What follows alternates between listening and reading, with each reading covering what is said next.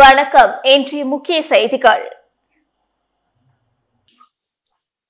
காவல்துறை சார்பில் நடந்த மக்கள் மன்றத்தில் 78 புகாரில் 39 புகார்களுக்கு உடனடியாக நடவடிக்கை எடுக்கப்பட்டது. புதுச்சேரி காவல்துறை சார்பில் ஒவ்வொரு சனிக்கிழமையும் மக்கள் குறைதீர்வு முகாம் அனைத்து காவல் நிலையங்களிலும் நடைபெற்று வருகிறது. புதுச்சேரி மங்களம் காவல் நிலையத்தில் காவல்துறை துணைத் தலைவர் சத்யசுந்தரம், எஸ்பி வம்சர் ரெட்டி காவல் ஆய்வாளர்கள் மற்றும் துணை காவல் ஆய்வாளர்களுடன் பொதுமக்களின் புகார்களை பெற்று நடவடிக்கை எடுத்தார். மேலும் பெரிய கடை காவல் நிலையத்தில் சீனியர் எஸ்பி கலைவாணன் மற்றும் எஸ்பி நித்யா ராதாகிருஷ்ணன் காவல் ஆய்வாளர்கள் மற்றும் துணை காவல் ஆய்வாளர்களுடன் பொதுமக்களின் புகார்களை பெற்று நடவடிக்கை எடுத்தார். இதேபோன்று காரைக்காலில் எஸ்எஸ்பி லட்சுமி சௌஜன்யா மற்றும் எஸ்பி சுப்பிரமணியன் ஆகியோர் கோட்டுச்சேரி காவல் நிலையத்திலும் தங்கள் சரக காவல் ஆய்வாளர்கள் மற்றும் துணை காவல் ஆய்வாளர்களுடன் கலந்து கொண்டு பொதுமக்களின் குறைகளை கேட்டு நடவடிக்கை எடுத்தனர். மேலும் தன்வந்திரி நகர் காவல் நிலையத்தில் எஸ்பி வீரவல்லவன் மற்றும் தவளக்குப்பம் காவல் நிலையத்தில் எஸ்பி பக்தவச்சலம் தங்கள் பகுதி காவல் நிலைய ஆய்வாளர்கள் மற்றும் துணை காவல் ஆய்வாளர்களுடன் பொதுமக்களின் புகார்களை பெற்று நடவடிக்கை எடுத்தனர். இதேபோன்று போக்குவரத்து பிரிவு, சைபர் பிரிவு மற்றும் ஏனாமில் பொதுமக்களின் புகார் பெறப்பட்டு நடவடிக்கை எடுக்கப்பட்டது.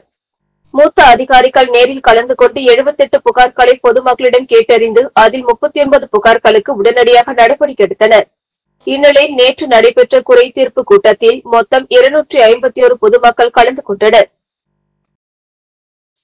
புதுச்சேரி பிராந்தியமான ஏனாமில் மீனவர் வலையில் சிக்கிய அரிய வகை புலாசா ஒரே மீன் 22,000ற்கு ஏலம் போனது. தெலுங்கானா மற்றும் ஆந்திர மாநிலங்களில் பெய்து வரும் கனமழையால் கோதாவரி ஆற்றில் வெள்ளப்பெருக்கு ஏற்பட்டுள்ளது. ஏனாம் வழியாக செல்லும் கோதாவரி ஆற்றில் அதிக அளவில் மீன்கள் கிடைக்கும் என்பதால் ஏனாம் மீனவர்கள் ஆற்றில் வலை வீசி மீன்பிடித்து வருகின்றனர். இதில் ஒரு மீனவர் ராஜு வலையில் புலாசா என்ற அரிய வகை மீன் ஒன்று மட்டும் கிடைத்தது. மீன்களின் ராஜா என்று அழைக்கப்படும் இந்த மீன் ஆந்திர மக்களால் விரும்பி சாப்பிடப்படுகிறது. அதிக சுவை மற்றும் புரதச்சத்து மிக்க இந்த மீன் ஏலம் எடுப்பதில் போட்டி ஏற்பட்டது. 1.8 கிலோ எடை கொண்ட இந்த மீனை பொன்னமண்ட ரத்தினம் மீன் வியாபாரி என்பவர் 22,000 ரூபாய்க்கு ஏலம் எடுத்தார். புதுச்சேரி அரசு துறைகள் மூலம் அரியாங்குப்பம் தொகுதிக்குட்பட்ட பயனாளிகளுக்கு உதவித்தொகை பெறும் ஆணையை தொகுதி சட்டமன்ற உறுப்பினர் பாஸ்கர் வழங்கினார். புதுச்சேரி அரசு ஆதி திராவிட நலத்துறை ஏழை பெண் உதவித்தொகை பெறும் திட்டத்தின் மூலம் 5 பேருக்கு தலா 1 லட்சம் பெறுவதற்கான ஆணையம் புதுச்சேரி அரசு சமூக நலத்துறை மூலமாக 11 மாற்றுத்திறனாளி பயனாளிகளுக்கு மாதாந்திர உதவித்தொகை பெறுவதற்கான அடையாள அட்டை வழங்கும் நிகழ்ச்சி அரியாங்குப்பம் தொகுதி சட்டமன்ற உறுப்பினர் அலுவலகத்தில் நடைபெற்றது. விழாவில் அரியாங்குப்பம் தொகுதி எம்எல்ஏ பாஸ்கர் என்கிற தட்சிணாமூர்த்தி தலைமை தாங்கி உதவித்தொகை பெறுவதற்கான ஆணைகளை வழங்கினார். இந்த நிகழ்ச்சியில் துறை அதிகாரிகள், தொகுதி என்ஆர் காங்கிரஸ் பிரமுகர்கள் உட்பட பலர் கலந்து கொண்டனர். புதுச்சேரி இன்ஸ்பெக்டர் ஒருவர் தனது குடும்பத்தை சீரழித்ததாக பெண் ஒருவர் காவல்துறை தலைவரிடம் புகார் அளித்துள்ள சம்பவம் பரபரப்பை ஏற்படுத்தியுள்ளது. இந்த விவகாரம் தொடர்பாக செய்தியாளர்களை சந்தித்த அந்த பெண், புதுச்சேரியில் சிறப்பு பிரிவு காவல் ஆய்வாளராக சிவா ஜான்சன் கென்னடி பணிபுரிந்து வருகிறார். இவர் கடந்த 2010 போக்குவரத்து காவல் உதவி ஆய்வாளராக இருந்தபோது எனது சகோதரர் விபத்தில் இறந்தார். இது தொடர்பாக சாட்சி கையொப்பம் போடுவதற்காக நான் சென்றிருந்தேன். அப்பொழுது சிவா ஜான்சன் கென்னடி எனது கைபேசி எண்ணை வாங்கிக் கொண்டு தொடர்ந்து பாலியல் ரீதியாக தொல்லை கொடுத்து வந்தார். நாளடைவில் எங்களுக்குள் நட்பு ஏற்பட்டது. இதை அறிந்த என் கணவர் என்னிடமிருந்து பிரிந்து சென்று விட்டார். +2 படித்து வந்த எனது மூத்த மகளுக்கும் தொல்லை கொடுத்த நிலையில் அவர் விஷம் குடித்து தற்கொலை செய்து கொண்டார். மேலும் அவர் காவல்துறை அதிகாரியாக இருந்ததால் அவரது அதிகாரத்தை பயன்படுத்தி என் மகனின் பிரேத பரிசோதனை அறிக்கையும் மாற்றி வாங்கியதோடு என்னையும் மாற்றி பேச வைத்தார். எனது இளைய மகளும் அவர்களின் தந்தையுடன் சென்று விட்டனர். சில நாட்களில் எனது இளைய மகளும் மனவேதனையில் இறந்தார். சிவா ஜான்சன் கென்னடி என்னிடமிருந்த நகைகள், சொத்து, பணம் ஆகியவற்றையும் பறித்து கொண்டார். என் மீது புகார் அளித்தால் உன்னையும் கணவர் மகனையும் கொலை செய்து விடுவேன் என்று மிரட்டுகிறார்.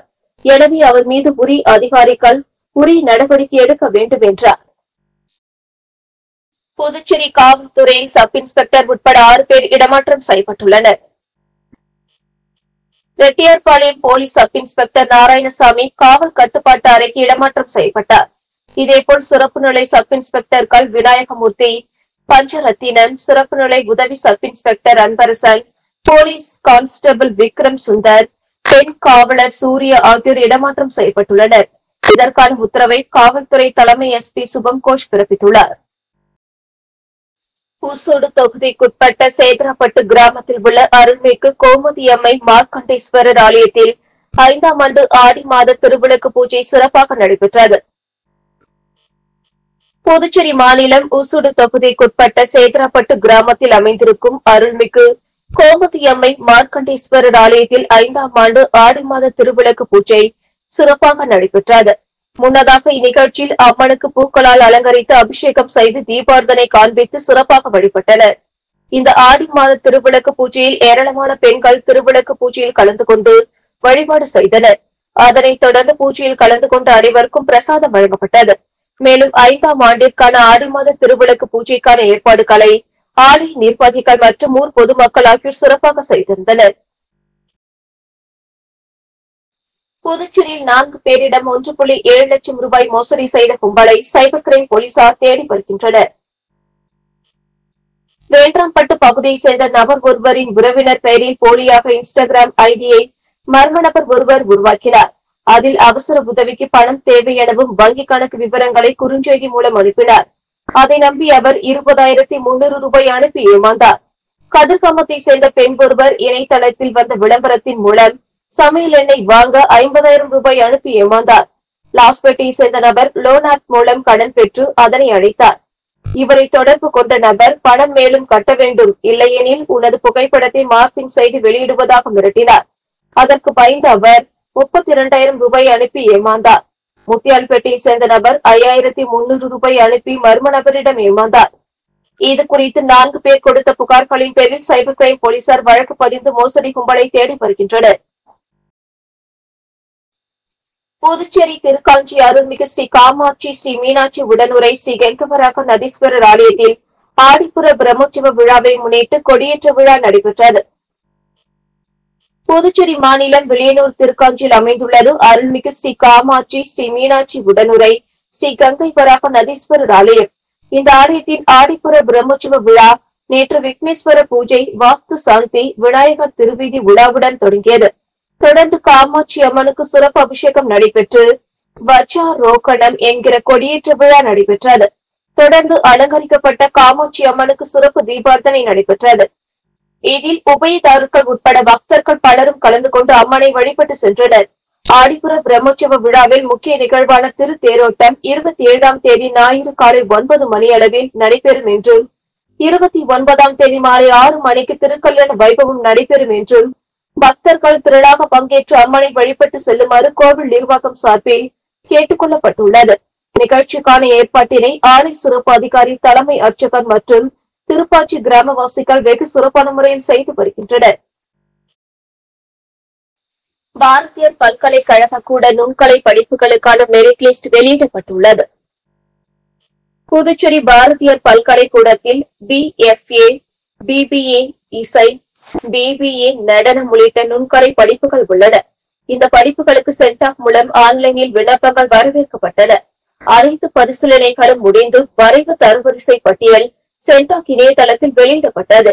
BFA மெரிட் லிஸ்டில் மாணவர் மனிஷா செந்தில்குமார் 88.560 மதிப்பெண்ணுடன் முதலிடம் பிடித்தார்.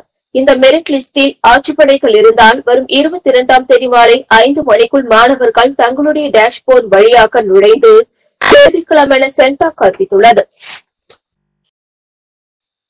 பாரம்பரிய விதை நெல் கண்காட்சி மற்றும் வீரியமிக்க நெல் விதைகள் வழங்கும் விழா தமிழ் சங்கத்தில் நடைபெற்றது.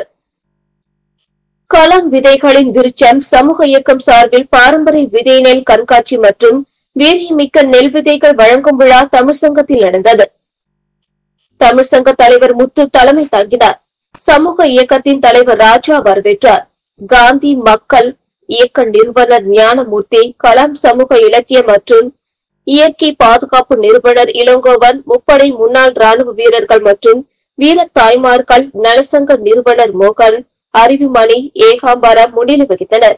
விழாவில் சைபர் கிரைம் இன்ஸ்பெக்டர் கீர்த்தி, ஜாலிஹோம் நிறுவனர் ப்ரூனோ சாவியோ, பல்கலைக்கழக முன்னாள் பேராசிரியர் இளமதி ஜானகிராமன், முன்னாள் தலைமை ஆசிரியை வாசுகி ராமமூர்த்தி ஆகியோர் இயற்கை விவசாயிகளுக்கு 60 வகையான வீரியமிக்க நெல் விதைகளை இலவசமாக வழங்கினார்.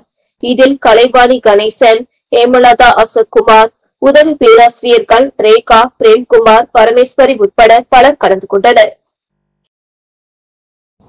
லாஸ்பேட்டையில் போலி பத்திரம் மூலம் வங்கியில் கல்வி கடன் பெற்று மோசடியில் ஈடுபட்ட 5 பேர் மீது போலீசார் வழக்கு பதிந்து விசாரித்து வருகின்றனர்.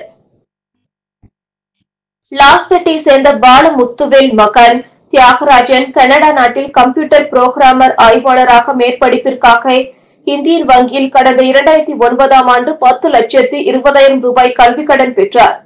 கடனுக்கு அவரது தாய் காந்திமதி பெயரில் உள்ள நேதாஜி நகர், கஸ்தூரிபாய் காந்தி வீதி, 2வது குறுக்கு தெருவில் உள்ள 4650 சதுர இடத்தின் சொத்து பத்திரம் அடமானமாகும் அவரது தந்தை பாலமுத்துவேல் உத்தரவாதமும் அளித்திருந்தார்.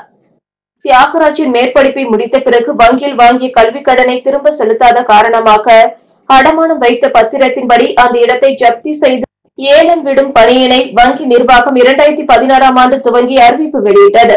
இதற்கிடையே சென்னையில் உள்ள மத்திய காவல்துறை ஏலம் அறிவிக்கப்பட்ட இடம் தங்களுக்கு சொந்தமானது என தெரிவித்தது. இதனால் வங்கி நிர்வாகம் அதிர்ச்சி அடைந்து காந்திமதி பெயரில் தியாகராஜன் அளித்த இடத்தின் பத்திரத்தை ஆய்வு செய்த போது அந்த பத்திரம் போலியானது என்பது தெரிய வந்தது. இதையடுத்து போலி பத்திரம் கொடுத்து வங்கியில் கல்வி கடன் பெற்ற தியாகராஜன் அவரது தந்தை பாலமுத்துவேல், தாய் காந்திமதி அவர்களுக்கு அந்த இடத்தை விற்பனை செய்த மார்க் சுப்ராயன், மார்க் அன்பரசு ஆகியோர் மீது இந்தியன் வங்கி மண்டல மேலாளர் வெங்கட சுப்பிரமணியன் லாஸ்பேட்டை போலீசில் புகார் அளித்தார். அதன் பேரில் சப் இன்ஸ்பெக்டர் குமார் மற்றும் போலீசார் போலி பத்திரம் தயார் செய்து மோசடியில் ஈடுபட்டதாக 5 பேர் மீதும் வழக்கு பதிந்து விசாரித்து வருகின்றனர். இத்துடன் செய்திகள் நிறைவடைந்தன. வணக்கம்.